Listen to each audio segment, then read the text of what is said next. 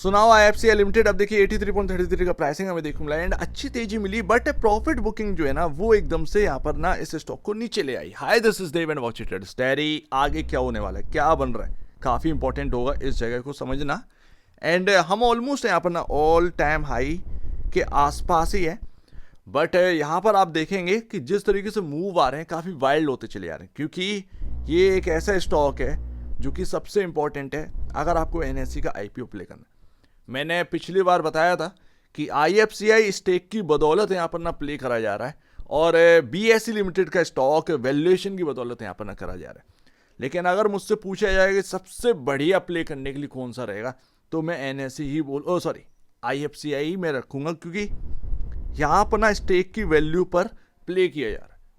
अब जाहिर सी बात है सबसे मोस्ट बेनिफिशियरी कंपनी यहाँ पर ना आईएफसीआई होने वाली है एनएसई की वजह से, या लिस्टेड कंपनी के हिसाब से देखें तो आईएफसीआई लिमिटेड ही होने वाली है। इसीलिए क्योंकि सितंबर में आईपीओ का बताया जा रहा है, तो इसीलिए ये स्टॉक अब रडार पर रहना चाहिए।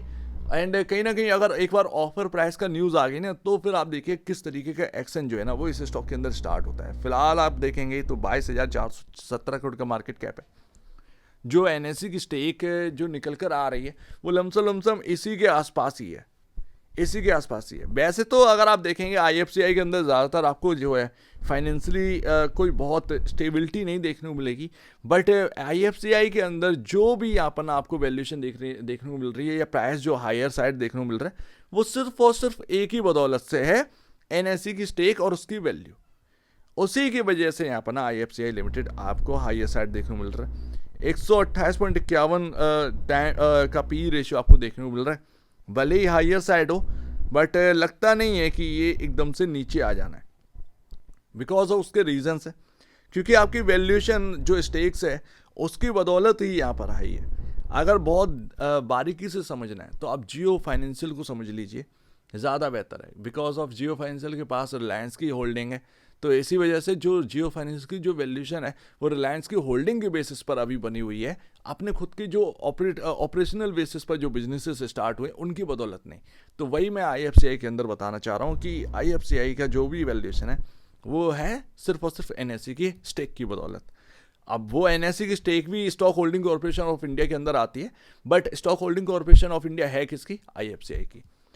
तो अभी ना फिलहाल एक रेंज लिखो 82.30 और 85.92, इसी रेंज से प्रॉफिट बुकिंग आई। बट अच्छी बात क्या हुई है कि हम 82.30 का प्राइस जो है ना उससे ऊपर ही क्लोज हुए हैं।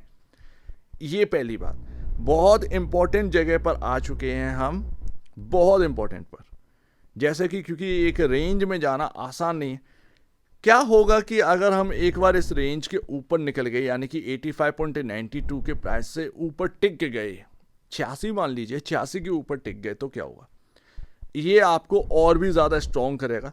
ऐसे में काफ़ी इंपॉर्टेंट होगा आपका 80 रुपये और 82 रुपये, अगर ये 86 के ऊपर टिक जाता है तो।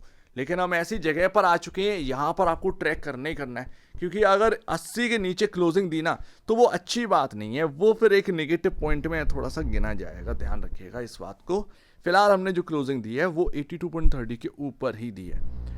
अगर आप देखेंगे तो यहाँ पर ना मैं ऑलरेडी पिछली बार जब बात किया था मैंने ऑलरेडी आपको बताया था सपोर्ट ही सपोर्ट है आईएफसीआई के अंदर, जैसे कि मूविंग एवरेज आपका जो है वो 76.20 पर है। ये धीरे धीरे आपके प्राइस पर पहुंच रहा है, ये आपको स्ट्रॉन्गनेस प्रोवाइड करवाएगा। इफ़ अगर नीचे स्टॉक आता भी है तब भी अगर आप देखेंगे ये जो मूविंग एवरेज है उसको संभालने में कामयाब रहेगा। हालांकि अगर वो मूविंग एवरेज टूट जाता है किसी वजह से या उसके नीचे क्लोजिंग हम देना स्टार्ट कर देते हैं, वो फिर हमारे लिए काफ़ी निगेटिव हो सकता है, ध्यान रखिएगा। बट फिलहाल आपको जो है ना सपोर्ट ध्यान में रखने चाहिए इस स्टॉक के अंदर। क्या है वो? 75-70 ये रेंज और 65 लगातार 5 रुपए की रेंज में ना ये इंपॉर्टेंट लेवल बने हुए हैं, इंपॉर्टेंट सपोर्ट बने हुए हैं। इसीलिए आईएफसीआई हायर साइड देखिए आप स्ट्रॉन्ग टू स्ट्रॉन्ग होता चला जा रहा है, लगातार सपोर्ट टू सपोर्ट बनाकर ये स्टॉक चल रहा है। बट फिलहाल जिस जगह है वो जगह पर ट्रैक करना जरूरी है। क्या हम इस रेंज को क्रॉस कर पा रहे हैं? अगर कर पा रहे हैं तो अच्छी बात है, लेकिन अगर इस रेंज को हम नहीं क्रॉस कर पा रहे हैं तो एक प्रॉफिट बुकिंग हमको देखने को मिल सकती है। अभी हाल फिलहाल में 82 और 80 रुपये का लेवल जो है ना वो ध्यान में रखिएगा, ये काफ़ी इंपॉर्टेंट रहेगा। और अगर 86 के ऊपर क्लोजिंग दी तो यहाँ पर जो सामना है वो आपका जो 52 वीक हाई है जो आपने लगाया था 92 के आसपास, वहीं पर यहाँ पर ना आपका सामना होना है। दैट्स वाई अभी जिस वक्त जिस प्राइस पर है, ये प्राइस काफ़ी इंपॉर्टेंट है IFCI में, और ध्यान रखिए इसको ट्रैक करना बहुत इंपॉर्टेंट है। इवन अगर आप शेयर होल्डर हैं या फिर मतलब आपके पास होल्डिंग है IFCI की, तो ये आपके लिए काफ़ी इंपॉर्टेंट है। ये वो वक्त आ चुका है। सो उम्मीद है कुछ आपको समझ में आया होगा। एक बार निवेश से पहले या बीच पहले अपने ब्रोकर एडवाइस से जरूर सलाह लीजिएगा। खुद की स्टडी करेगा उससे बेहतर कुछ भी नहीं, खुद की स्टडी मस्ट है। तो अब दीजिए वीडियो देखने की बहुत धन्यवाद दोस्तों।